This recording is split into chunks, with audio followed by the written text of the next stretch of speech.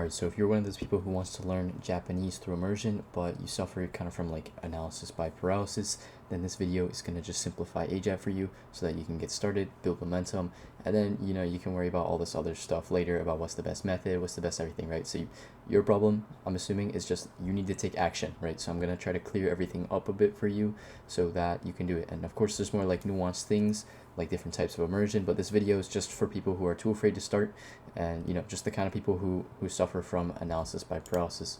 So this video is going to be for you if you're kind of doubting that immersion is going to work, right? And if AJATT is good or right, there's a bunch of other methods that you've seen. You feel like you can't really do it because, well, I don't know the words yet, right? How am I gonna immerse if I don't know the words?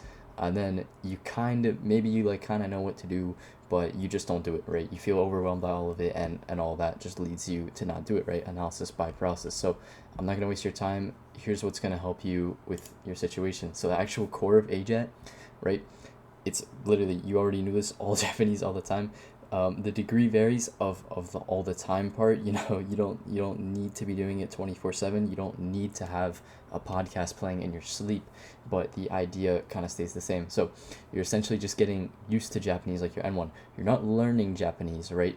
If you read the original AJATT blog, he specifically says you're getting used to Japanese, right? You're getting used to the patterns, the structures. So think about it, right? If you learned your native language to fluency the same way you're about to learn Japanese, right? Because you learned your native language by getting a ton of input and all that other good stuff. You didn't use a textbook, right? You didn't use Duolingo. You didn't use like Babbel or something. You just had constant input, and then you got used to the grammar structures, all the patterns, and all the words over time. So the core is just constantly inputting, and once you can build the habit of inputting and immersing in content that you actually like, then you can worry about all this stuff later about like what's the best Anki setup, like what's all this, you know what I mean?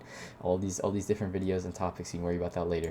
So, but I don't know the words yet. How can I even do AJATT? So when you start, you're going to need to rely heavily on your native language, right? I'm gonna assume it's English if you're watching this. And by doing that, learn the first 1,000, 2,000 words through Anki. So I have for you the Core 2000 deck in the description, completely free. Just download it, plug it into your Anki. It's got audio, images. It's a really good deck I can recommend for you, because you just need to get started, right? You just need a deck to get started. So if you hate Anki, there's other ways, but personally I hated it too, and I got used to it. And once you do, it just becomes a habit, and it's really easy to maintain after that. So that's what this whole thing is, right? It's just habits, really. It's much more convenient to just kind of suck it up for a bit at the start, and then get used to using Anki, because it's going to be one of your most important tools for AJATT. So remember, just doing the deck alone, this deck isn't going to actually help you, right? You have to actually immerse and look out for the words. So my best recommendation to you is going to be watching anime with Japanese subtitles, and then after that, you need to start learning Japanese in Japanese. So what I mean by this is going to be one of the most important things I can just say about AJATT at all, right? So if you're watching this, you speak or at least understand English. So imagine you know zero English, right? How would you learn Japanese? Imagine the only language you speak is some like smaller language, like Lithuanian, right? Like Albanian. So there's probably little to no materials for learning Japanese past the basics if you're learning it from like Lithuanian, for example. So that's probably, if you were learning it from like a smaller language, you could probably learn the most common, like 1,000, 2,000 words at most. And then once you get past that, how do you learn, right? Because you don't have any of those other resources like us English learners do. So once you have that foundation, the only thing you can do from there is use the Japanese to Japanese monolingual dictionary. So obviously you right now have the advantage of at least understanding English. So if you don't really understand something in Japanese, right, and you have this core down, what's important is you look it up in a Japanese dictionary, and then if you don't understand it, right, you can't understand the Japanese definition for the word, use the English one, but then go back and look at the Japanese again, because what that's going to do is you're going to be able to comprehend what you're reading a little better after that. So that's kind of yap, but here's what's worth your time if you're feeling really overwhelmed by it for the kind of analysis by paralysis for all this.